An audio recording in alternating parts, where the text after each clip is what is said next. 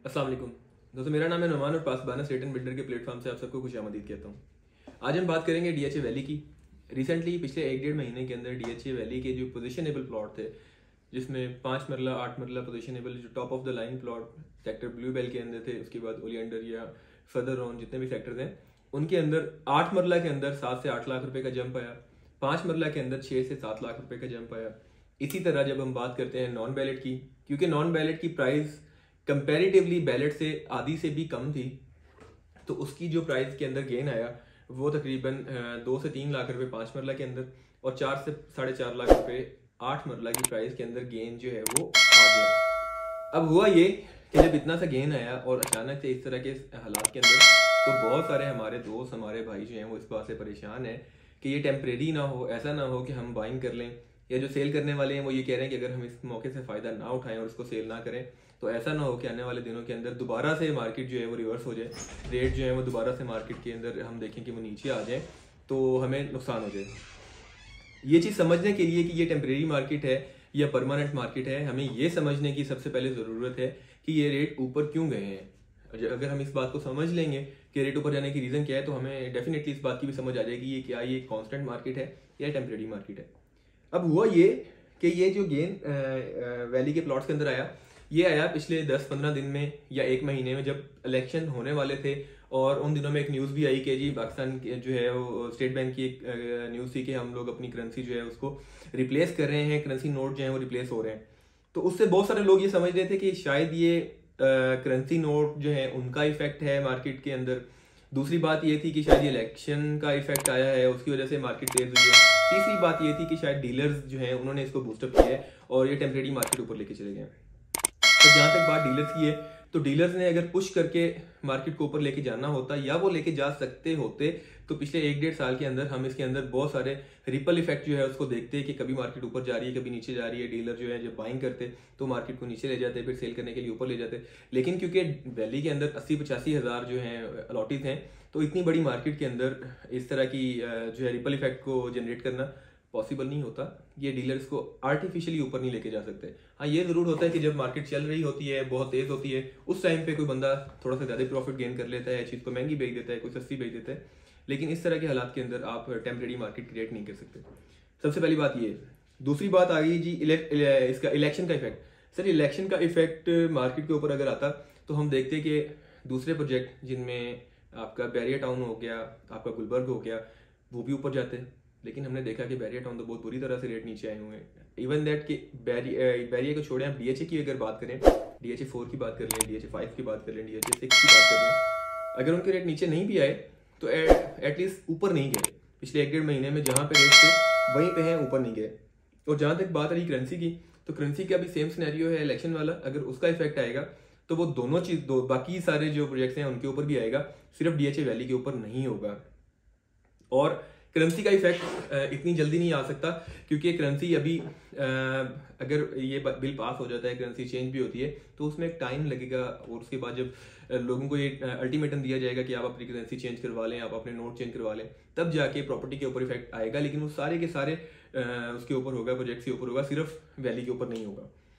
इसके बाद आते हैं कि जी ये फिर फ़र्क पड़ा क्या, किसकी वजह से रेट ऊपर गए हैं, जिससे हम ये भी जज कर सकें कि आर्टिफिशियली ऊपर नहीं गया ये रेट, जो है कॉन्स्टेंटली ऊपर गए हैं, अब नीचे नहीं आएंगे। सर, सबसे पहली बात तो है डीएचए की पोजीशन, क्योंकि बहुत सारे लोग ये देख रहे थे कि वैली वाले शायद इस साल भी पोजीशन नहीं देंगे, और वैली वालों ने अल्हम्दुलिल्लाह कुछ प्लॉट जो हैं उनको फिजिकल पोजीशन दे दी है कि वहाँ आप आएँ और अपना घर शुरू कर सकते हैं वहाँ पे, और इलेक्ट्रिसिटी और बाकी सारी चीज़ें जो हैं, आपकी लाइबिलिटीज़ जो हैं वो डीएचए आपको प्रोवाइड करेगा। ये बहुत अच्छा इफेक्ट था। इसका फौरी तो मार्केट में कोई इफेक्ट देखने को नहीं मिला। लेकिन इसके साथ साथ जब दूसरी चीज़ मान लोगों को क्लियर हुई कि डीएचए एक्सप्रेस वे जो है इसके ऊपर काम शुरू हो चुका है, और हम आपको पहले बताते रहे हैं कि डीएचए का जो मेन एंट्रेंस बनेगी वो डीएचए एक्सप्रेस वे से बनेगी, डीएचए 5 में से गुजर के बनेगी। कलर सीधा वाली जो है वो एज अ सेकेंड एंट्रेंस आपकी यूज़ होगी, फर्स्ट एंट्रेंस जो है वो आपकी डीएचए 5 वाली होगी। और डीएचए 5 वाली जैसे एंट्रेंस ओपन होगी, हमने भी पहले आपको बताया कि आपके रेट जो हैं इनके अंदर तकरीबन 2 टाइम्स वो लाजमी हो जाएंगे। अगर वो 3 टाइम नहीं भी होते तो 2 टाइम वो लाजमी हो जाएंगे। उसकी रीज़न ये है कि डीएचए 5 से जब आप एंटर होंगे,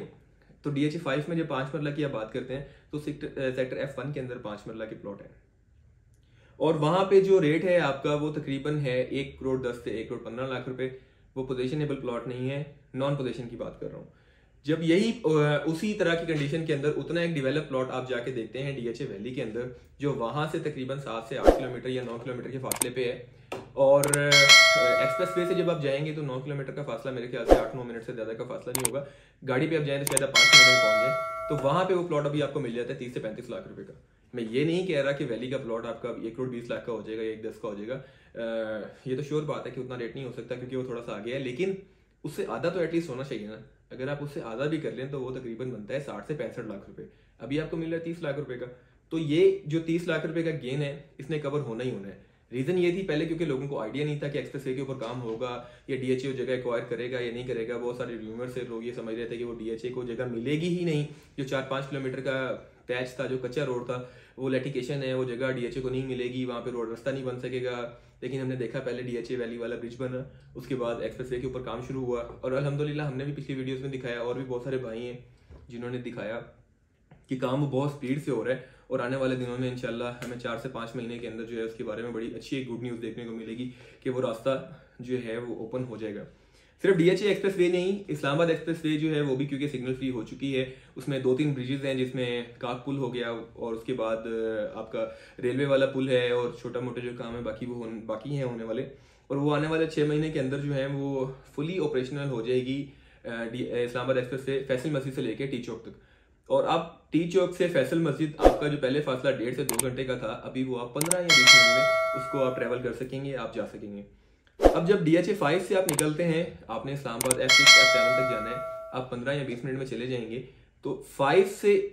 वैली का जो रास्ता है वो आपका है मैक्सिमम 10 मिनट का डीएचए एक्सप्रेस वे बनने के बाद, और टोटल आपका जो फासला वैली से sector F6 F7 G7 G8 तक बनता है वो बनेगा 25 से 30 मिनट का, जो कि अभी है 1.5 से पौने 2 घंटे का। जब आपका ये फासला इतना ज़्यादा कम हो जाएगा तो जो इस्लामाबाद के लोग हैं, वो लोग जो इस्लामाबाद में जॉब कर रहे हैं, इस्लामाबाद में काम कर रहे हैं, और वो डीएचए की कम्युनिटी के अंदर अपना घर बनाना चाह रहे हैं, तो उनके लिए वहाँ पे घर बनाना, वहाँ पे रहना बहुत ज़्यादा आसान हो जाएगा, या दूसरे लफ्ज़ों में कहा जाए तो पॉसिबल हो जाएगा, जिसकी वजह से जो डीएचए वैली के रेट हैं वो ऊपर जाना शुरू हो जाएंगे या नीचे नहीं आएंगे, इससे मजीद ऊपर ही जाएंगे। दूसरी एक बात जो आने वाले टाइम के अंदर डीएचए को अच्छा जिसका एज मिल सकता है वो है लाहौर इस्लामाबाद मोटरवे, जो कि सियालकोट वाला रूट आगे जिसके ऊपर काम शुरू हो चुका है और बड़ी स्पीड से काम हो रहा है, आने वाले 1.5-2 साल के अंदर वो ऑपरेशनल भी हो जाएगी। तो उसका जो स्टार्टिंग पॉइंट है वो कलर सईदा रोड से है, और वो डीएचए एक्सप्रेस वे के डीएचए वैली के बिल्कुल करीब है। तो वो लोग जो लाहौर से इस्लामाबाद शिफ्ट होना चाह रहे हैं, और वो मोस्टली हर वीकेंड या इस तरह ट्रैवल करते रहते हैं लाहौर इस्लामाबाद, तो उनके लिए ये बहुत अच्छा ऑप्शन होगा कि आप इस्लामाबाद के अंदर अपना घर बनाते हैं, आपने लाहौर ट्रैवल करना है, तो आपको सीधा आप घर से निकले मोटरवे चढ़ें और आप लाहौर जा सकते हैं, गुजरांवाला जा सकते हैं, या जितने भी एरियाज लाहौर इस्लामाबाद के रूट में आते हैं उन एरियाज के जितने भी लोग हैं उनके लिए बहुत अच्छी अपॉर्चुनिटी आने वाले टाइम पे बन जाएगी, जिसकी वजह से इसके रेट ऊपर जाएंगे और जो इन्वेस्टर्स हैं उनको अच्छा फायदा हो सकता है। लास्ट पॉइंट रिंग रोड का है। रिंग रोड का जो स्टार्टिंग पॉइंट है, क्योंकि वो आपका रवात से है, और एंडिंग पॉइंट उसका ठलिया इंटरचेंज एयरपोर्ट है। अभी अगर आप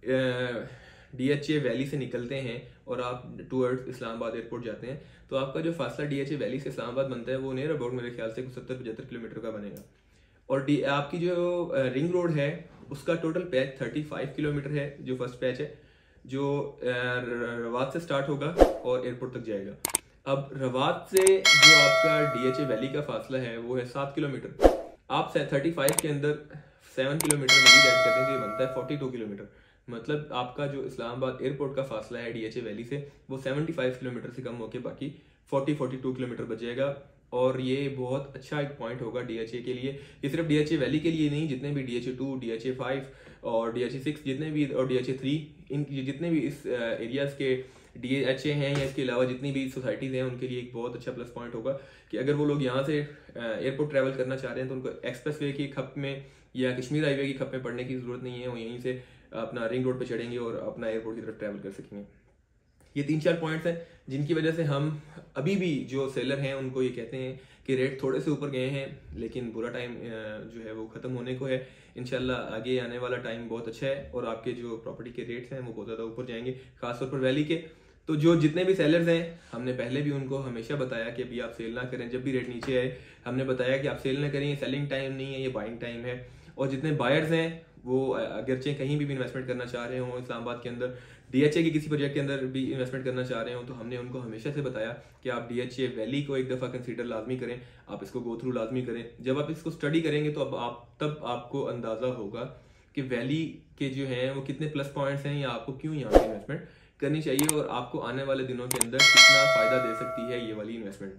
अगर आप डीएचए के अंदर इन्वेस्टमेंट करना चाह रहे हैं, आप डीएचए को यूज करना चाह रहे हैं या डीएचए के किसी भी प्रोजेक्ट की मजीद इन्फॉर्मेशन लेना चाह रहे हैं, आप हमारी टीम के साथ रब्ता कर सकते हैं। हमारे चैनल को सब्सक्राइब कर लें, टिकटॉक पे में फॉलो कर लें ताकि इस तरह की वीडियोस आप तक पहुंचती रहें। हमें दें इजाज़त, जज़ाकल्लाह, अल्लाह हाफिज़।